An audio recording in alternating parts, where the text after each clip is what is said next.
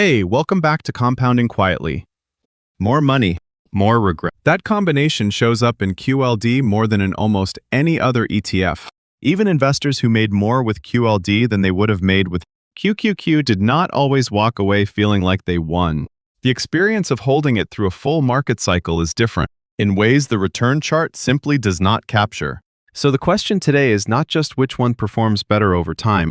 The real question is, which one you can actually hold when things get uncomfortable. Let's get into it. When you first look at the comparison, the logic feels almost too clean.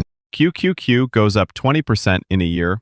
QLD goes up roughly 40%. QQQ compounds steadily over a decade. QLD compounds faster. That math is not wrong. In a strong, consistently trending bull market, QLD does exactly what it promises. But that is not the whole story.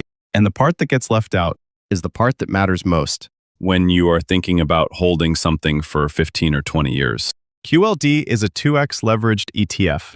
It is designed to deliver twice the daily return of the NASDAQ 100, not twice the annual return, not twice the 5-year return, twice the daily return, and that one word makes all the difference. Most investors hear 2x leveraged and picture their QQQ returns simply doubled.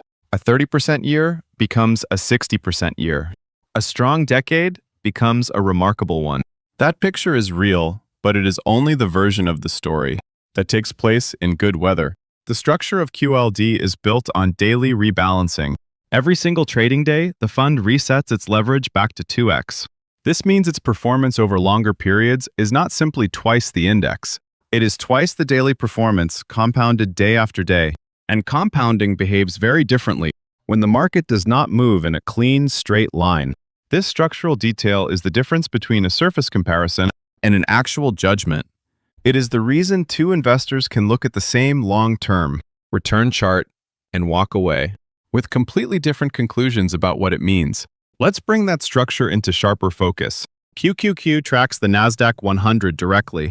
It holds the top 100 non-financial companies listed on the index. When the index rises, you rise with it.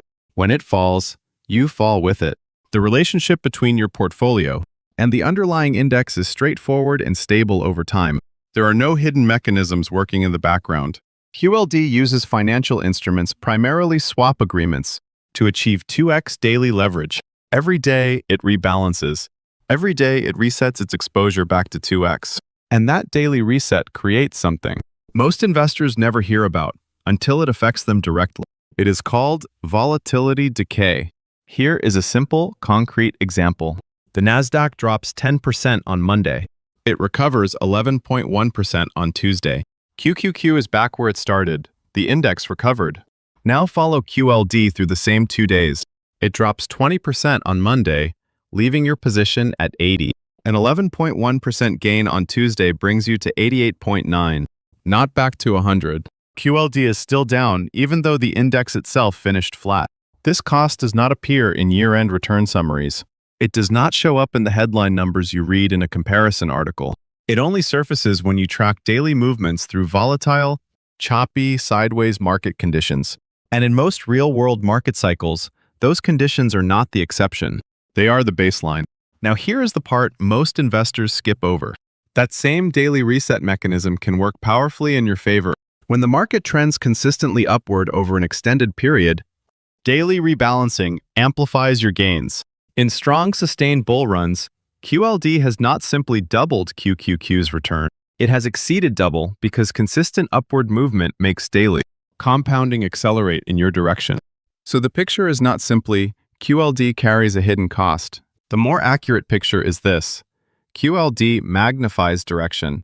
In strong, persistent upward markets, it amplifies gains beyond what simple 2x math would predict.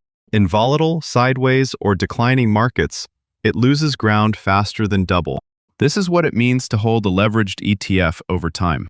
Not a fixed multiplier on your returns, a structural amplifier that magnifies whatever the market does in both directions. Coming back to the original question, is QLD actually better than QQQ for long-term investing? The honest answer is it depends entirely on which long-term you are imagining. If you are imagining a 20-year chart that trends cleanly upward, QLD would likely produce significantly higher returns. Historical data from strong market periods supports this. The Nasdaq's long-run trajectory has been strong enough that in those environments, QLD's volatility drag gets absorbed, and the compounding advantage wins. But if you are imagining 20 real years with crashes, extended drawdowns, sudden reversals, and moments of genuine uncertainty, the question changes shape. In 2022, QQQ dropped roughly 33%.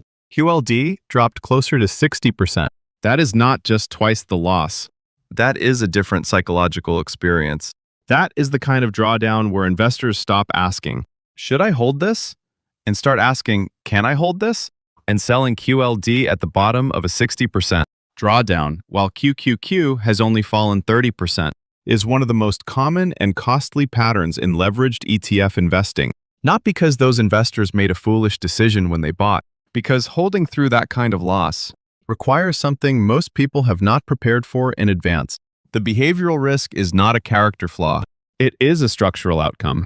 A 60% drawdown does not only threaten your portfolio balance, it changes how you think about money, about risk, and about your own judgment. And changing how you think under pressure almost always leads to decisions you would not make with a clear head. So where does all of this leave the judgment? QLD is not the wrong choice for long-term investing. There are investors who have carried it through multiple full market cycles and come out well ahead of where QQQ would have taken them. But those investors had one thing in common before they were ever tested. They understood exactly what they were holding, and they had already decided what they would do when it dropped 50%. QQQ asks you to be patient. QLD asks you to be patient and unmoved. Those are not the same thing. Patience means you wait. Unmoved means you watch your account, cut in half, and do not reach for the sell button. Most people do not know which category they belong to until the drawdown has already started. And discovering it then, at the bottom of the chart, is the most expensive way to learn. If your horizon is genuinely 15 to 20 years, and you have honestly thought through your emotional reaction to a 50% or 60% portfolio loss, QLD deserves real consideration. The structural case for it in a strongly trending market is sound, and the long-run return potential is meaningful. But if your sense of peace while investing depends on not watching half your portfolio disappear in a difficult year, QQQ gives you the same underlying exposure with a fraction of the psychological weight. Same index, same companies, less turbulence. The question was never only about which number is bigger at the end. It was always about what kind of investor you are when the market asks the hardest questions. Compounding quietly investing that gives you peace of mind. If this video helped, subscribe and leave a like. I hope this becomes a small source of strength in your investment journey. The content in this video is for general informational purposes only. All final decisions and responsibilities remain with the investor. Thank you for spending time with Compounding Quietly today.